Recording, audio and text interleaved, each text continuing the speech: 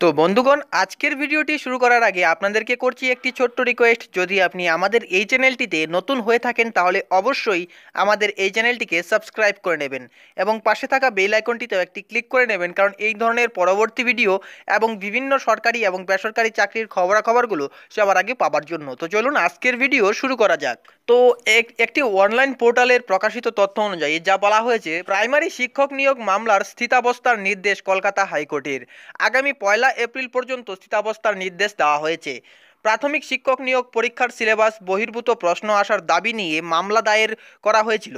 2014 সালের প্রাথমিক নিয়োগ পরীক্ষাতে 6টি প্রশ্ন নিয়ে সমস্যা রয়েছে। হাইকোর্টের সিঙ্গেল বেঞ্চ রায় দেয় মামলাকারীদের জন্য নির্দিষ্ট ওই প্রশ্নগুলির ভিত্তিতে নম্বর দিতে বলে। তার ভিত্তিতে কোনো প্রার্থীর মেধা তালিকায় অন্তর্ভুক্তি ঘটলে তাকে চাকরির অগ্রাধিকার দেওয়ার ব্যাপারেও নির্দেশ দেওয়া হয়।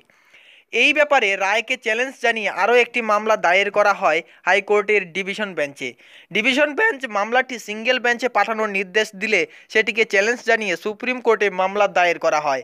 সেখানে দাবি করা হয় শুধুমাত্র মামলাকারী ছাড়াও বাকিদের এই সুযোগের অধিকার দেওয়ার প্রয়োজন। এই মামলার প্রথম দিনের শুনানিতে নিয়োগ প্রক্রিয়ার ওপর আগামী 1 এপ্রিল পর্যন্ত স্থিতাবস্থার জারি করা হয়েছে।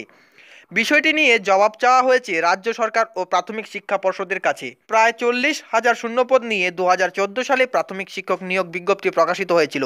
আবেদন করেছিল প্রায় 20 লক্ষ পরীক্ষার্থী। তো বন্ধুরা, আজকের ভিডিওর বিস্তারিত আলোচনা আপনারা শুনলেন। ভিডিও ভালো লাগলে অবশ্যই লাইক করুন এবং শেয়ার করে অন্যকেও দেখতে সুযোগ করে দিন।